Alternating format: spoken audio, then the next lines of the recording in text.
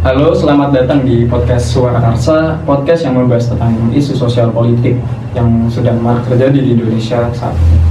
Pada episode kali ini kita akan membahas terkait fenomena sosial yaitu rasisme yang akhir-akhir ini terjadi di suatu platform sosial media yaitu TikTok.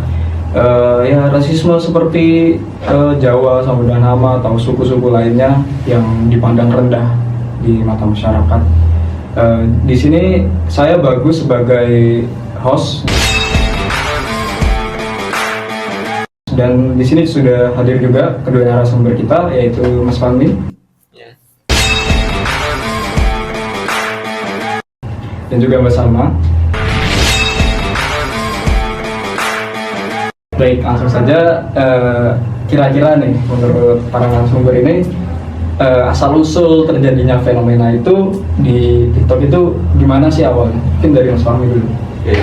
Jadi menurut pandangan saya ya, yang setelah saya amati di TikTok itu dulu ada ya beberapa konten yang dimana di situ terdapat suatu stigma negatif sehingga menggiring netizen untuk beropini negatif juga terhadap suatu suku ya, padahal di situ hanya dilakukan beberapa orang dari daerah Jawa tersebut. Misalnya ya, contohnya di konten Son Horek yang mengganggu warga. Itu kan juga ya, itu kan ya memang meresahkan masyarakat, tetapi kan tidak semua suku di Jawa itu seperti itu. Kemudian ada beberapa oknum saja gitu ya. Ya, nah ada juga yang lain, contohnya ya ada suatu komunitas perguruan silat ya, yang sedang melakukan kerusuhan di suatu minimarket. Itu ya padahal ya cuma oknum-oknum saja gitu. Ya, semua orang Jawa itu seperti itu. Ya, itu ya yang menjadi dasar akhirnya suku Jawa ini didiskriminasi. Ya, sehingga di kolom video tersebut muncul ya sebutan-sebutan Jawa Hama dan lain sebagainya yang menjadikan suku tersebut menjadi negatif seperti itu. Oke, kalau dari Mbak Salma gimana nih pandangan asal-usulnya? Asal-usul ada fenomena rasisme orang Palembang yang disebut dengan kera karena ada kejadian salah satu konten kreator itu membuat konten di Palembang dan berujung kericuhan. Kemudian membuat stigma negatif dari orang Palembang tersebut. Oke, berarti perilaku masyarakat di sana ya? Ya. Oke. Nah, kalau dari kedua narasumber ini gimana sih pandangan kalian terhadap isu ini yang sedang terjadi di TikTok hari ini? Oke. Jadi menurut pandanganku, memang netizen itu ketika melakukan rasisme tersebut ya mereka tidak sadar itu. Jadi mereka ya memang awalnya hanya candaan gitu loh. Jadi cuma bergurau saja, mengetik dengan enaknya Jawa Hama atau Palembang kera atau suku-suku lain yang menyebabkan stigma negatif dari suku tersebut. Padahal gurauan tersebut itu bisa berorientasi terhadap persatuan di Indonesia gitu loh. Ya. Oke, baik. Kalau dari Mbak Salma gimana pandangannya?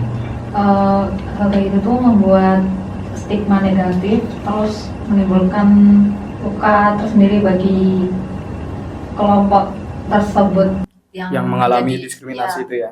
Dimanapun mereka berada, mereka bakal dicap seperti itu walaupun bukan mereka pelakunya. Gak semuanya. Memang cukup meresahkan sih fenomenanya. Lalu kalau ditarik kesimpulan nih, berarti diskriminasi yang terjadi di sosial media TikTok ini itu juga bisa mengancam integrasi nasional negara kita ya berarti? Ya, tentunya. Oke. Kalau dampaknya menurut kalian nih gimana sih buat negara ini ke depannya? Kalau dari Mas Fahmi itu? Kalau dari saya, memang ini berhubungan erat dengan integrasi nasional. Karena integrasi nasional itu menjadikan suatu negara menjadi satu persatuan atau mencerminkan sila ketiga persatuan Indonesia. Nah, dengan adanya fenomena sosial ini, maka rasisme atau ya hal ini bisa mengancam integrasi nasional itu sendiri. Dan akan mengakibatkan perpecahan suatu kelompok, suatu suku, dan suatu masyarakat yang ada di daerah masing-masing gitu. Kalau dari Mbak Salma gimana dampak? Kalau aku sama sih kayak yang disebut Fahmi tadi, menimbulkan konflik antar kelompok, terus kekerasan merusak persatuan sosial juga. Berarti sangat meresahkan ya dampaknya tentunya buat integrasi nasional yang ada di negara kita.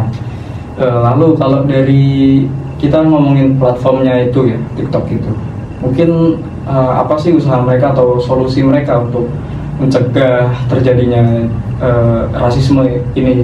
Oh iya, untuk mungkin ya untuk aplikasi tersebut ya tidak hanya TikTok ya, mungkin Instagram, Facebook, Twitter dan lain sebagainya, itu juga mereka seharusnya ya bisa mengantisipasi hal seperti ini. Seharusnya mereka kedepannya ya semoga aja bisa menghilangkan hal yang seperti ini dengan cara menyaring kalimat-kalimat atau kata-kata yang menunjukkan ujaran kebencian. Jadi tidak hanya ucapan-ucapan kotor saja yang disensor itu, tapi juga ujaran kebencian atau kalimat-kalimat yang menimbulkan perpecahan kelompok itu juga bisa disensor gitu. Berarti harus menambah keyword yang harusnya di-ban, yang bisa mengarah kepada rasisme itu. Kalau dari Mbak Salma gimana? Menurutku penegakan hukum itu sangat penting. Contohnya UU ITE itu, jadi bisa lebih ditekankan ya. Bisa. Untuk menindak pelaku ujar kebencian tersebut. Tapi yang sangat disayangkan kesadaran masyarakat kita terhadap hukum itu masih sangat lemah. Berarti masyarakat juga harus meningkatkan literasi hukumnya ya? Betul.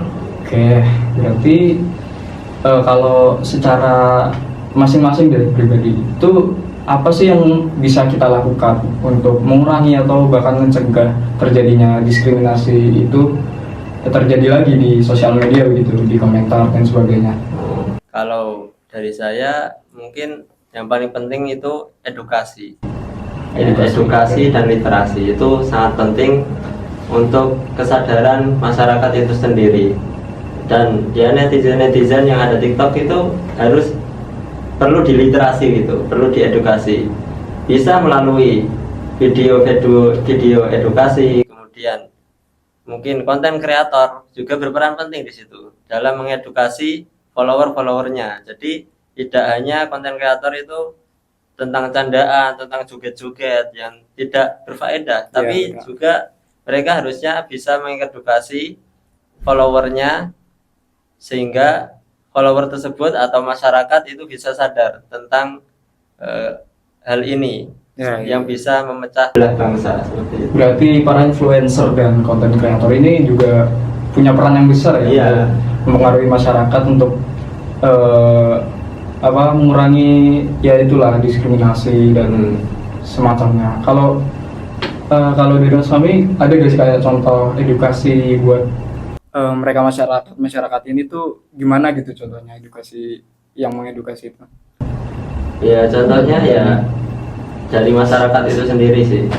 Ya bisa dengan menonton video-video yang tidak hanya tentang musik atau tentang joget-joget, tapi juga mereka harusnya bisa menonton video-video yang berbasis keilmuan, yang bisa ya mereka cerna untuk tentang pentingnya hal ini. Itu bisa menambah wawasan mereka gitu. Kalau dari Mbak Salma gimana? Kampanye positif di media sosial seperti mempromosikan keberagaman suku-suku ataupun kelompok-kelompok di masyarakat kita itu diharapkan juga dapat mengurangi fenomena rasisme. Berarti kayak tagar-tagar persatuan Indonesia gitu ya. Cukup Mungkin cukup sekian. Terima kasih buat kedua narasumber yang telah hadir di podcast kali ini. Podcast kali ini sangat informatif ya, perbincangan kali ini. Semoga diharapkan kedepannya masyarakat bisa membuka mata mereka untuk lebih care atau lebih aware lah buat diskriminasi ini jangan sampai turun lagi, buat etika mereka dalam bersosial media, dalam berkomentar dan sebagainya. Ya cukup, terima kasih, selamat tinggal.